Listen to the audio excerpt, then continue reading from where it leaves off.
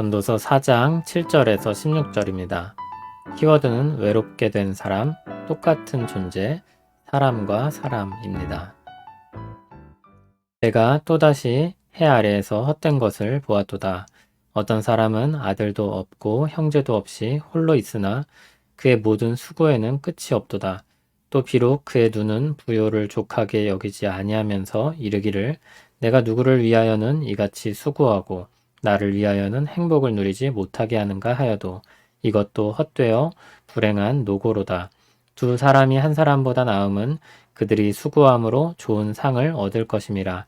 혹시 그들이 넘어지면 하나가 그 동물을 붙들어 일으키려니와 홀로 있어 넘어지고 붙들어 일으킬 자가 없는 자에게는 화가 있으리라.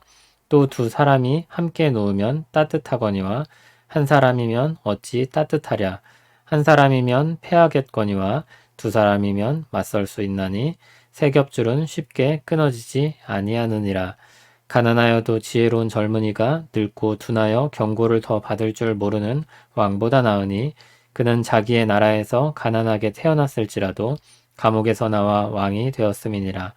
내가 본즉 해 아래에서 다니는 인생들이 왕의 다음 자리에 있다가 왕을 대신하여 일어난 젊은이와 함께 있고 그의 치리를 받는 모든 백성들이 무수하였을지라도 후에 오는 자들은 그를 기뻐하지 아니하리니 이것도 헛되어 바람을 잡는 것이로다. 아멘. 전도자는 한 워커홀릭을 소개합니다. 그는 아들도 없고 형제도 없이 홀로 있습니다. 일에 너무 몰두해서 그랬는지 어쨌는지 모릅니다. 어쨌든 그는 지금 혼자이고 그럼에도 끊임없이 수고하며 삽니다. 사실 충분할 만큼의 부를 가졌음에도 그는 만족하지 않고 계속해서 쉴 줄을 모릅니다. 전도자는 불행한 노고라고 했습니다. 전도자는 두 사람이 한 사람보다 낫다고 합니다. 꼭 한 사람이 넘어지면 다른 사람이 붙잡을 것이기 때문입니다. 함께하는 사람이 있다는 것은 복된 것입니다. 또 두 사람이 놓으면 따뜻하다는 것, 또 두 사람이면 쉽게 패하지 않는다는 것을 말합니다. 함께하는 것의 가치를 이야기하고 있는 것입니다. 전도자는 13절에서 또 다른 한 사람을 소개합니다. 어떤 젊은 사람입니다. 가난하지만 지혜로워 왕이 된 사람입니다. 그는 늙고 둔하여 경고를 받지 않는 왕과 대비됩니다. 그는 지혜로운 왕이 되어 나라를 다스렸습니다. 그가 다스리는 백성이 무수히 많았습니다. 그러나 민심은 쉽게 변하는 것입니다. 그를 기뻐하지 않는 사람이 생기기도 쉬운 것입니다. 그러므로 그의 대단한 업적과 영광도 바람을 잡는 것처럼 갑자기 사라질 수 있는 헛된 것입니다. 하나님은 첫 사람을 지으시고 그가 홀로 있는 것이 좋지 않다고 하셨습니다. 그리고 또 다른 사람을 지어 첫사람 아담에게 주셨습니다.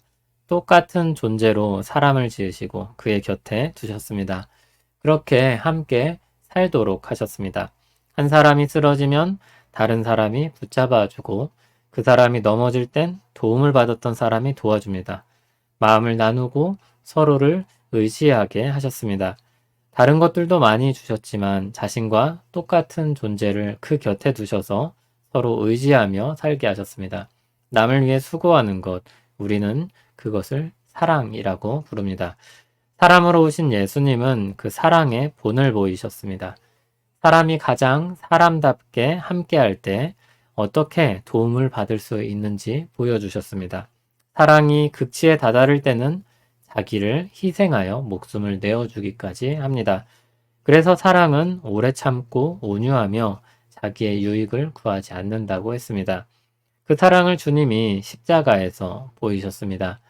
그 사랑을 가진 사람들이 많으면 많을수록 행복할 것입니다. 서로를 세워주고 도와주고 희생하는 일이야말로 세상을 아름답게 변화시킬 수 있는 뿌리입니다. 세상은 계속해서 발전합니다. 기술은 끊임없이 발전하여 우리에게 정말 많은 도움을 줍니다. 우리 삶을 편리하게 하고 풍요롭게 합니다. 잘 갖춰진 사회 구조는 우리에게 편리한 삶을 가져다 줍니다. 그러나 그것이 우리의 마음을 지켜주지는 않습니다. 사람의 마음을 위해 하나님이 주신 것은 일이 아니라 사람이기 때문입니다. 사람은 사람과 더불어 살도록 지음받았습니다. 상황이 여의치 않을 때 우리는 수많은 대체제를 찾고자 합니다. 또 그것이 어느 사회에서는 필요하기도 합니다. 그러나 근본적인 문제를 해결하지는 못합니다. 우리 안에는 사람으로만 채울 수 있는 외로움이 있습니다. 서로 티격태격할 수도 있고 서로를 알아가는 과정이 필요하기도 합니다. 또 마음이 틀어지면 쉽지 않은 것이 사람 관계입니다. 그럼에도 우리는 서로를 끊임없이 끌어당기고 외로워하고 서로에게서 위로를 얻습니다. 그 사이를 주님이 비집고 들어오셨고 생명을 주는 사랑으로 살 수 있도록 우리에게 복음을 주셨습니다. 본래 주셨던 하나님의 형상을 따라 살게 될 때 얻게 될 가치와 행복을 보게 하신 것입니다. 전도서를 읽으면 읽을수록 어두운 현실을 드러내는 것 그 자체가 목적이 아니라 거기서 돌이켜 우리가 가야 할 세계가 무엇인지를 생각하게 합니다. 전도자는 어두운 현실 속에 살면서도 여전히 아름다운 하나님의 창조 세계를 갈망하고 있습니다. 그리고 우리를 그 복된 하나님의 세계로 불러들이고 있는 것입니다.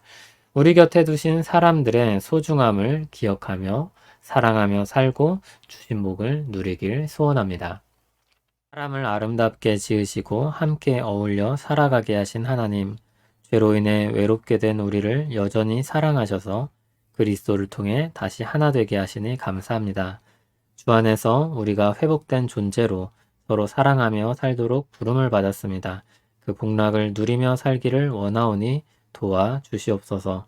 예수님 이름으로 기도합니다. 아멘.